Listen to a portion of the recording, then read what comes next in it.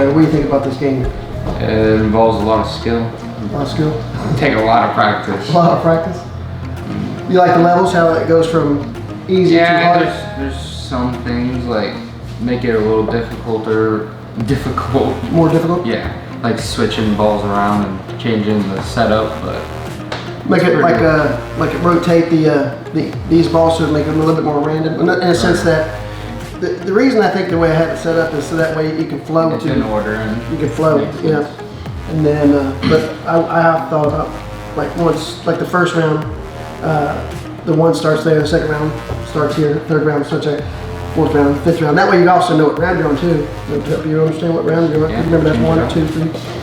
And it would help, and it would also change where how you gotta get shaped from the 6 to the 7. It's like you also add a few in between rounds, like in between C and B, you have just all 9, 1 through 9, and you do 1 through 6, and then you bank the 3 balls in the middle or something like that. There's a lot of options for adjustments different and rounds. different ways to do it. Right. Well, yeah. That's as long as it's that's what's cool about the equal offense.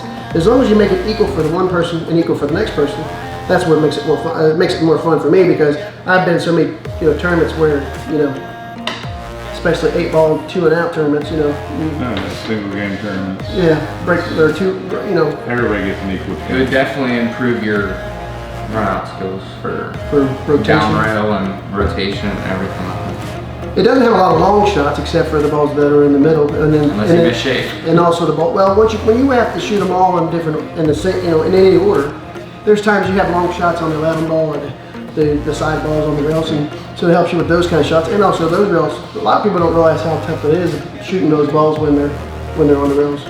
That's why I made them 3 points. There's a lot of different strategy too that you can come up with as far as breaking them off the rails for your bank shots. Combination to get to the higher point balls sooner. Faster. What do you think? How this would be in a league or a tournament setting? How much fun do you think it would be?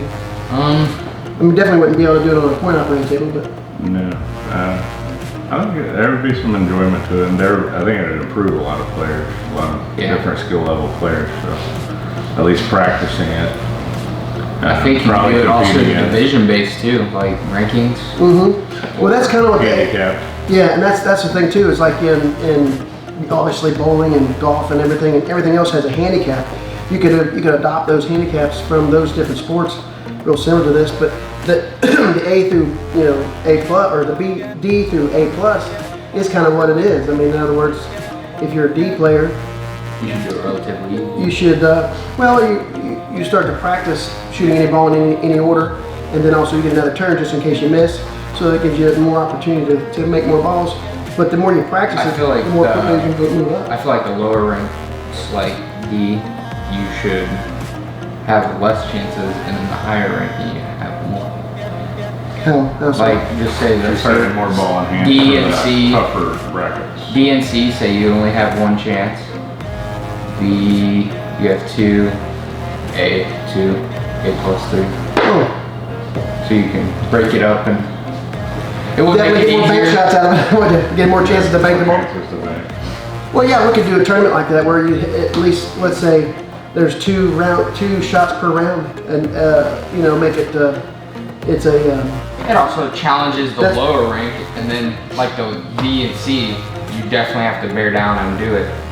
Well, I did have original rules where, when I first thought it up, is that if you were a D player, you got 4 chances to run this to run the whole all right. And then I thought I need to make it a little bit harder, but so then I thought, well, if you're a lower player, you need more chances. If you're a higher player, you need less chances. So that way you can kind of handicap it, that way too. Like say if you had, let's say you had a 5-man team. You got an A plus player, an A player, and a B player, and a C player, and a D player. That's 5 players. And then the D player gets, let's say 3 turns. The C player gets 2 turns. The B player only gets 1 turn. Obviously, the A player, the A plus player only gets 1 turn too. Yeah, separate it out. Huh? That'd be interesting. Well, thank you for watching. We're gonna make this. I'm gonna make this part of my Peol webpage on Facebook. Put it in a playlist. put it in the playlist. I'm also going to make some videos, some more different instructional videos.